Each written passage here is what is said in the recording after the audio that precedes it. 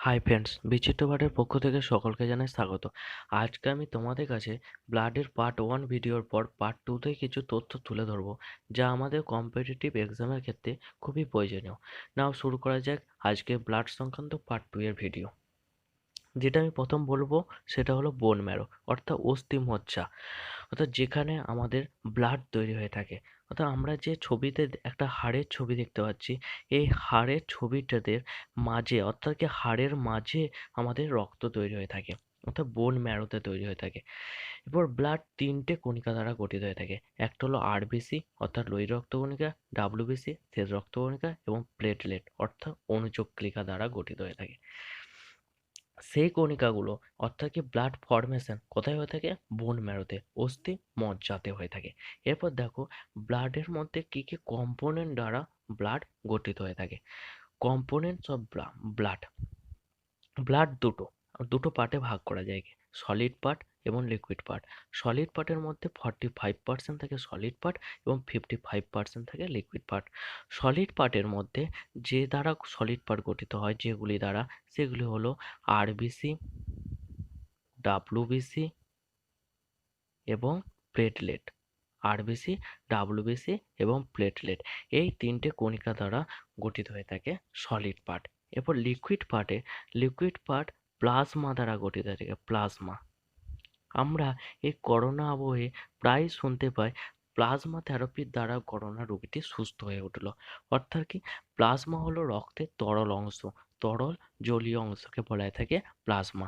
এই প্লাজমা আমাদের লিকুইড পার্টের মধ্যে পড়ে। এরপর এই প্লাজমা কি রঙের হয়ে থাকে, কোন কালার হয়ে থাকে, সেটা জানবো। প্লাজমার কালার হলো লাইট ইয়েলো অর্থাৎ হালকা হলুদ বর্ণের। যে রংটা আমরা পেয়ে থাকি কার কাছে? লিভারের দুটো পিগমেন্টের কাছ থেকে। একটা হলো বিলিরুবিন এবং একটা বিলিভার্ডিন। দেখো, বিলিভার্ডিনের রং হলো গ্রিন, অর্থাৎ কি গ্রিন কালার আমরা দেখো বায়েল জুসের মধ্যে পাই। বায়েল জুস, বায়েল জুস মানে কি? বায়েল জুস মানে পিত্ত রস, bile juice, bile juice, bile জুসের মধ্যে আমরা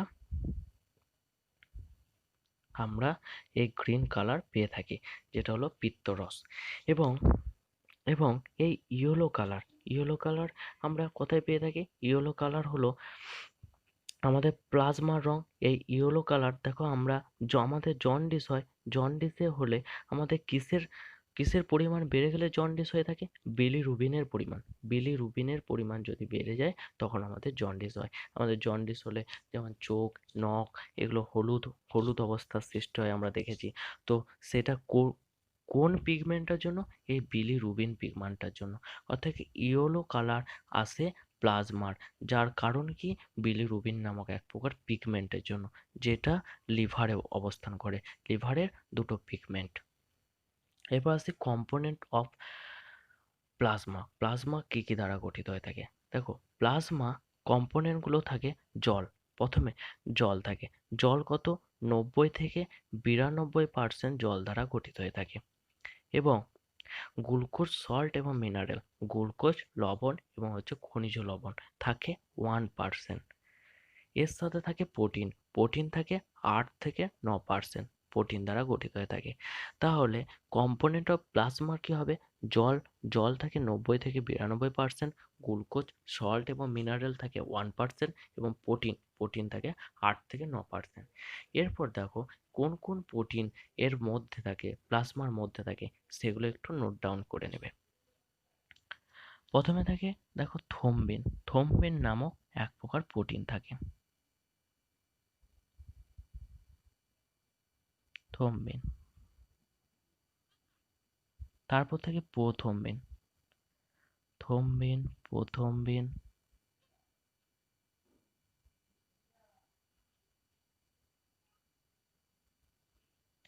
আর থাকে ফাইভিন,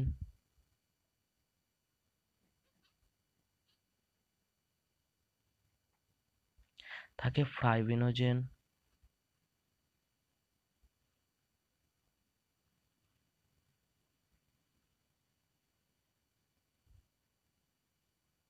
থাকে গোবিউলিন,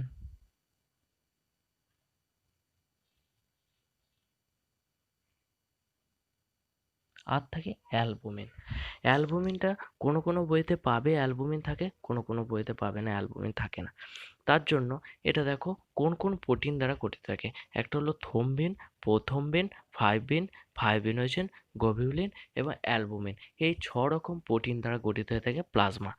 এরপর বলে রাখি আমাদের ব্লাড ক্লটিং নাম শুনেছো? ব্লাড ক্লটিং, ব্লাড ক্লটিং হলো রক্তকে জমাট বাঁধতে সাহায্য করে। অর্থাৎ রক্ত যখন সরু সরু নালিকার মধ্য দিয়ে যায়, রক্ত যখন সরু সরু নালিকার মধ্য দিয়ে প্রবাহিত হয় এবং কোনো অংশ কাটা গেলে সে অংশে রক্ত বাইরে দিয়ে নির্গত হতে থাকে। অতএব এই জায়গায় রক্তকে জমাট বাঁধানোর কাজটা যে প্রোটিন করে সেই প্রোটিনটির নাম হলো ফাইব্রিনোজেন। এটা মনে রাখবে যে ফাইব্রিনোজেন প্রোটিন আমাদের ব্লাড ক্লটিং এ সাহায্য করে, রক্তকে জমাট বাঁধতে সাহায্য করে ফাইব্রিনোজেন প্রোটিন। এরপর আসি ফাংশন অফ প্লাজমা। প্লাজমার কাজ কি? প্লাজমার কাজ ইট রেগুলেট বডি টেম্পারেচার। আমাদের শরীরে আমাদের উষ্ণতাকে সমতাকে বজায় রাখতে সাহায্য করে। অর্থাৎ ইট রেগুলেটস বডি টেম্পারেচার, শরীরের তাপমাত্রা বজায় রাখতে সাহায্য করে সমতা। Transfer glucose to the cell. প্রত্যেকটি কোষে কোষে গ্লুকোজকে ট্রান্সফার করতে অর্থাৎ গ্লুকোজকে সম পরিমাণে নিয়ে যেতে সাহায্য করে কি? প্লাজমা। দেখো গ্লুকোজের আমরা সংকেত জানি কি? C6H12O6, C6H12O6। এই গ্লুকোজ যখন অক্সিজেনের সাথে যুক্ত হয় তখন কি তৈরি করে? তখন তৈরি করে কার্বন ডাই অক্সাইড যুক্ত জল যুক্ত এটিপি। এটিপি মানে কি? অ্যাডিনোসিন ট্রাইফসফেট, অর্থাৎ এনার্জি রূপে তৈরি করে থাকে এটিপি। তাহলে এই গ্লুকোজ অক্সিজেনের সাথে যুক্ত হয়ে তৈরি করে কার্বন ডাই অক্সাইড, জল এবং হলো এটিপি অর্থাৎ এনার্জি, যেটা অ্যাডিনোসিন ট্রাইফসফেট রূপে আমাদের কোষের মধ্যে সঞ্চিত করে থাকে। অর্থাৎ প্লাজমার কাজ কি? ট্রান্সফার গ্লুকোজ টু দ্য সেলের মধ্যে গ্লুকোজকে ট্রান্সফার করতে কাজ করে। আর কি? It regulate the pH of blood. তাহলে কি? ব্লাডের পিএইচ মানটা বজায় রাখতে সাহায্য করে। আমি আগের ভিডিওতে ব্লাডের পিএইচ মান বলেছিলাম 7.4। অর্থাৎ কি? রক্তের পিএইচ মানের যে রেগুলেট সেটা করতে সাহায্য করে আমাদের প্লাজমা। এরপর দেখো আমরা লোহিত রক্তকণিকা সম্বন্ধে জানবো। লোহিত রক্তকণিকা প্রথমেই বলে রাখি, লোহিত রক্তকণিকাকে আর একটি নামে ডাকা হয়ে থাকে, সেটা হলো এরিথ্রোসাইটিক সেল বলা থাকে। এরিথ্রোসাইটিক সেল,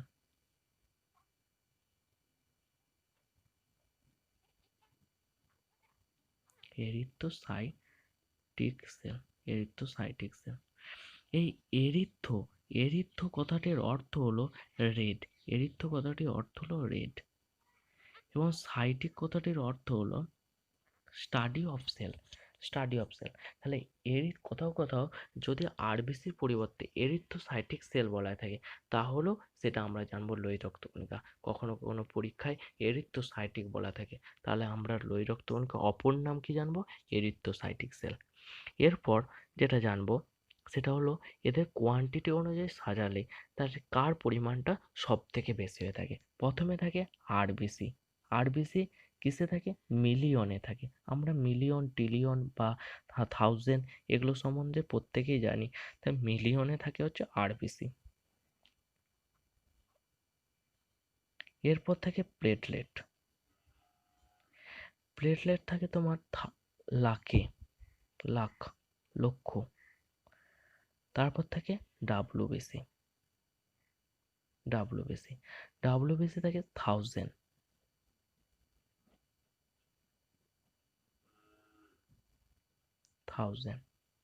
তাহলে আরবিসি পরিমাণ হচ্ছে মিলিয়নে, প্লেটলেট লাখে থাকে, ডাব্লিউবিসি থাকে থাউজেন্ডে।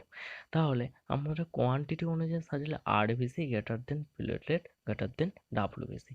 এবার সাইজ অনুযায়ী, আকার অনুযায়ী সাজালে তার ঠিক থাকে উল্টো, WBC greater than platelet greater than RBC. অর্থাৎ আরবিসি সব থেকে ছোট রক্তকণিকা বলতে পারি। তাহলে ইট is the smallest blood sell, এটাকে সব থেকে ছোট ব্লাড সেল বলা যায় আরবিসিকে।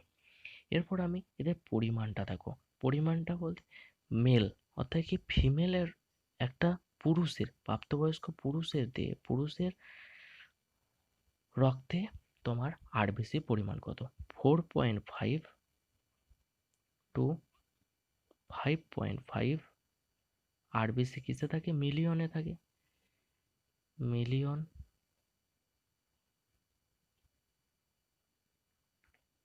পার 100 ml এইচবি। এইচবি মানে কি? হিমোগ্লোবিন। পার 100 ml হিমোগ্লোবিনে মেল প্রাপ্তবয়স্ক পুরুষের শরীরে 4.5 টু 5.5 মিলিয়ন আরবিসি বর্তমান থাকে, এবং ফিমেলের অর্থাৎ মহিলাদের শরীরে 4 থেকে 4.5 মিলিয়ন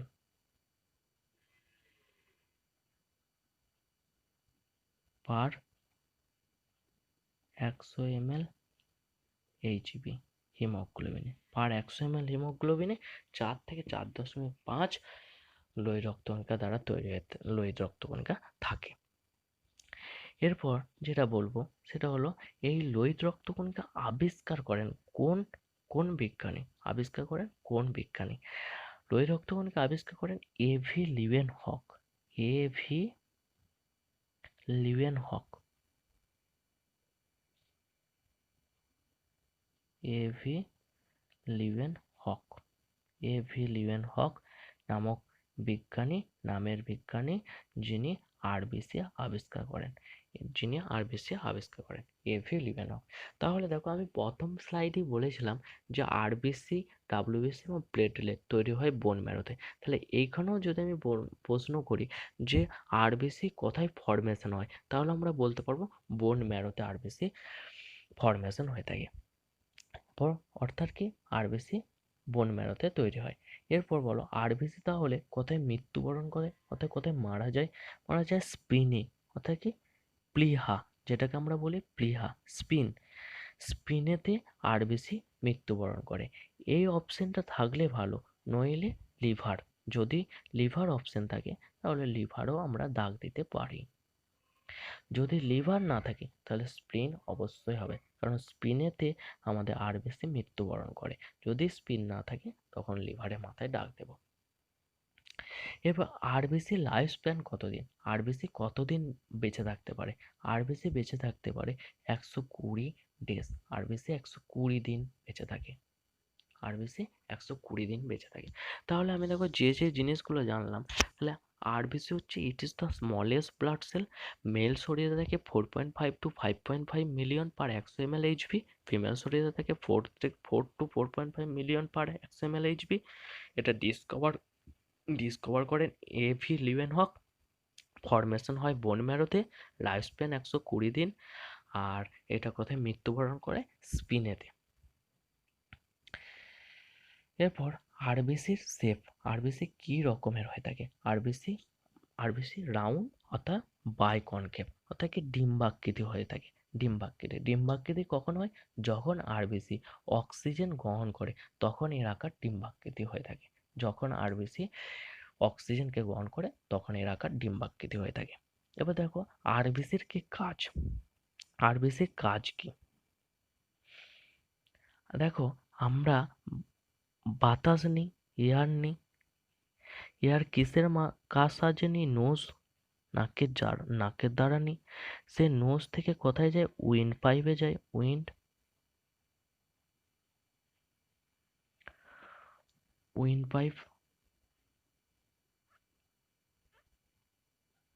উইন্ড পাইপ থেকে কোথায় যায়? লাংসে।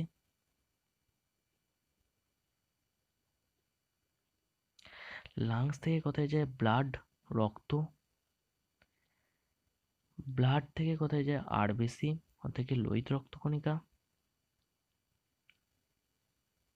আরবিসি কাকে দেয়? RBC haemoglobin. এই হিমোগ্লোবিনের সাথে কে যুক্ত হয়? অক্সিজেন।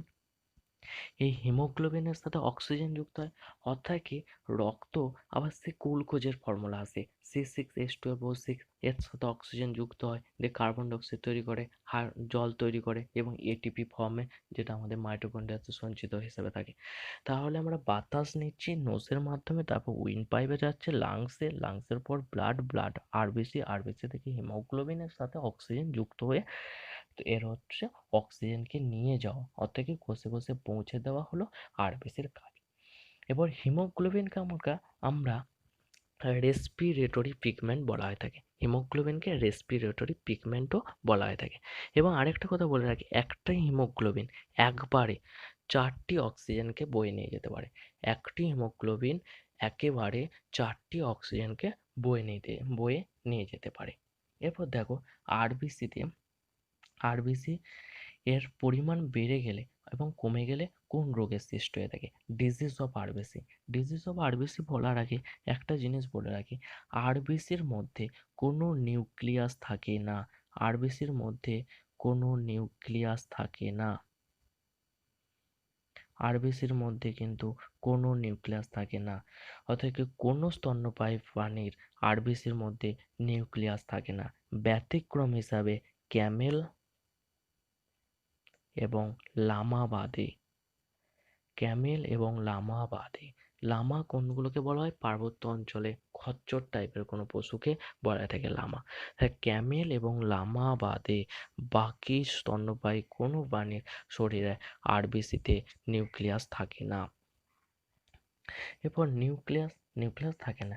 এরপর যদি আরবিসির পরিমাণ বেড়ে যায়, অর্থাৎ আরবিসির পরিমাণ ফিমেল শরীরে কত বলেছিলাম? 4 to 4.5 million per 100 ml HB, এবং মেল শরীরে 4.5 to 5.5 million per 100 ml HB. এর পরিমাণটা যদি বেশি হয়ে যায়, অর্থাৎ হাইপার মানে বেশি হলে যে রোগটা হয় সেটা হলো পলিসাইথেমিয়া রোগ হয়ে থাকে, পলিসাইথেমিয়া। এবং যদি কম হয়, অর্থাৎ হাইপো হাইপো হলে অ্যানিমিয়া রোগ হয়ে থাকে। তাহলে বেশি হলে পলিসাইথেমিয়া এবং কম হলে অ্যানিমিয়া রোগের শিকার হয়ে থাকে। তো আজকের ভিডিও আমার এইটুকুই। পরবর্তী ভিডিওতে আমি ডাব্লিউবিসি এবং প্লেটলেট নিয়ে আলোচনা করব। যদি আমার ভিডিওটি ভালো লেগে থাকে তাহলে প্লিজ সাবস্ক্রাইব এবং শেয়ার লাইক করতে ভুলবেন না। Thank you.